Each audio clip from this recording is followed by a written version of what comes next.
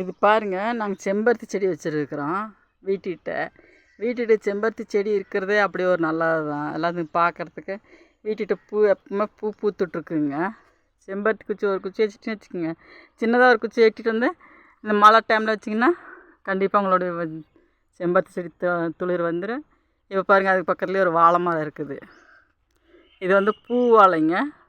இது வந்து எங்களுக்கு 3வது தார் காய் பிடிச்சிருக்குது. இப்போ இது ஒரு 2 மாதத்தில் வெட்டிடுவோம்.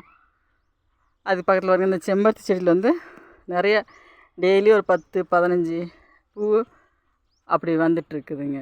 இந்த பூவினுடைய பெனிஃபிட் என்னென்னா, உங்களுக்கு ரத்த சோகை இருந்தால் கூட போயிடும். இது டெய்லி ஒரு 4 பூ பிச்சு நல்லா அந்த இதழ் போட்டு தண்ணி வச்சு நல்லா கொதிக்க வச்சு ஒரு 2 டம்ளர் தண்ணி வச்சு நல்லா சுண்ட வச்சு இதை குடிச்சிங்கனாக்கா உங்களுக்கு ரத்த விருத்தியாகும். ஆனால் இது ரத்த சோகை போக்கும். இது நல்லது. உங்களுக்கு முடி நல்லா வளரும்.